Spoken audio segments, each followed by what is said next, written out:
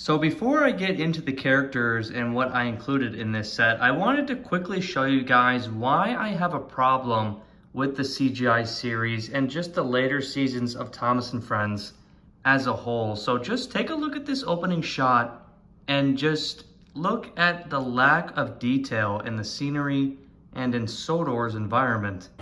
Oliver never tired of telling the story of how they first came to the island of Sodor.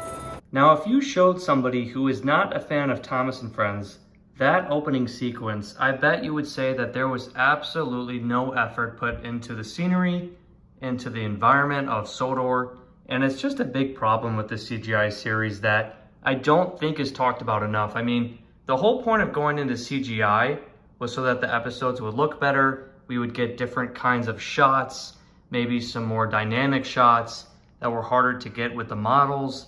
But it honestly just looks way worse. And I know it's not the peak of the animation, but it happened even in the later Brenner era episodes. And so there just was no effort put into the scenery. There's so many empty shots of when the engines are just puffing down the line on Sodor's landscape. And so it looks just really, really lazy. And if you look at the early model series seasons and episodes, there's just so much going on in every shot. There's so much attention to detail. And so it's one of my biggest problems with the later CGI seasons. And I know, of course, there are amazing shots in some of the specials and movies, but there definitely are a lot of bad shots in the CGI episodes. So enough of that. Let's get into this set of Toad's Adventure. Here we have Oliver as one of the characters. Then we have James, of course. And I love this pairing. I love the fact that we get James and Toad, who I feel like would not like to be on James's train, as we see in the episode. And then we have Thomas as well. And for rolling stock, we have the express coaches, which strangely enough, Thomas is pulling later in the episode. Thomas was taking Sir Topham Hatt and Dowager Hat to the mainland to go to the opera. And then for James's train, I thought I would add in some later CGI series era Troublesome Trucks by Mattel. So here we have the giggling Troublesome Trucks. I feel like they match the vibe of this set perfectly. And then for figures, I just added one workman, driver, fireman, whoever you want it to be. And then the Fat Controller himself, because we do see him on board Thomas's train later in the episode. So the episode starts out with Toad being pulled by Oliver, and Oliver is always talking to Toad about what he has been through, the adventures he's been on, and Toad is pretty sick of it and wants to have an adventure of his own. Oliver had told Toad the Brakeman the same story 100 times. Sometimes Toad wished he'd had his own adventure story to tell. So we have James in the yard collecting some troublesome trucks, and Toad convinces James to bring him along, hopefully to have an adventure of his own. I love helping haul coal wagons, and my brakes are strong, and oh please, Mr. James. Oh, all right. And speaking of this shot, I know I was just ripping on the animation of the CGI series, but we do get good shots, and I'll put a few clips in here of the shots that I like in this episode, as this one of the yard. But he didn't like the idea of sitting around doing nothing. He wanted an adventure all of his own. And so we get a shot of James going very fast on the main line with his trucks, and Toad is not having it. And this is another shot of this episode that I really do enjoy. We have to go so fast, Mr. James. And so up until this point, this episode is fine for me despite some of the animation. But here we get a shot of James going up Gordon's Hill, and what stops his train and uncouples the trucks is a tree branch, very small tree branch, when there are absolutely no trees next to the tracks. Take a look at this shot here. Nothing slows me down. Oh! And so one of the reasons why I have a big problem with this scene is because we are in the world of CGI, and in the universe of Thomas the Tank Engine, crazy accidents happen all the time. Crazy things are always happening. And the best you can come up with is a small tree branch to uncouple James's trucks? Like, that's just lazy in my opinion. So the trucks are running down the hill, and here comes Thomas pulling Sir Topham Hatt and Dowager Hat to the mainland, to the opera. in some express coaches. I used to be quite the singer in my day. Would you like to hear me sing? Well, perhaps later? And so James's train races down Gordon's Hill, but of course, as we see in the episode, Toad stops the trucks just before he crashes into Thomas's buffers. Toad had done it. He'd stopped the coal cars just in time.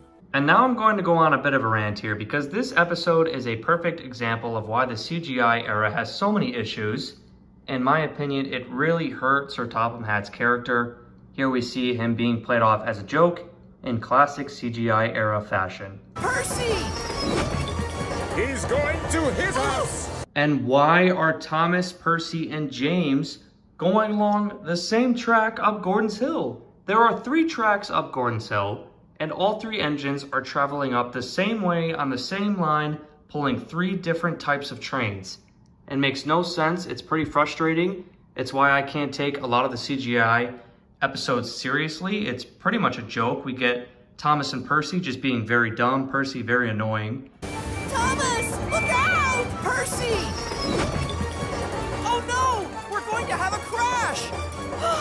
And then we have the scene of when James races down the hill to see if everyone's okay after his trucks got away from him. Is everyone all right? No, James. Everyone is not all right. You have caused confusion and delay. And this is just another reason why the CGI era has so many problems. So in the model era, the railway was taken very seriously. There was actual railway practices going on, and the Fat Controller blames James for causing confusion and delay. How about the signalman? How about you for allowing 3 trains to be on the same track going up Gordon's Hill? A hill where many engines have had runaways and issues. Oliver knows this. And so it's just really hard to take seriously. I really can't watch a lot of these episodes because a lot of dumb stuff happens like this. Sir Topham Hatt is a complete joke. So in this scene, Dowager Hat shows appreciation to Toad and makes Toad feel much better, and Toad is just glad to have an adventure of his own finally. Sounds to me rather like this little brake van saved us all from disaster. Wouldn't you agree? Yes, I... Then we get James and Toad back at the yard where James thanks Toad for saving the day. Thanks for your help today, Toad. And thank you very much, sir. And after today's adventure, Toad can finally be the one to tell the story of the adventure that he had, and so he does so to all of the engines in the yard as the story ends. By the time we reached Gordon's Hill, we were going so fast my wheels were shaking. Well, that don't sound like much of an adventure, Toad. But that's not all. Okay, thank the Lord this episode is over. I could not bear any more. So in terms of the set as a whole, I think it does a pretty good job of representing the episode. We have a siding here and a shed to represent the yard area. We have a lengthy bridge to represent Gordon's Hill, which gives you plenty of room. We have the Wellsworth Crossing, which is a CGI era destination. And before Gordon's Hill is Wellsworth Station, I believe. So that works out. And then we also have some scenery items like some trees and the single stone tunnel.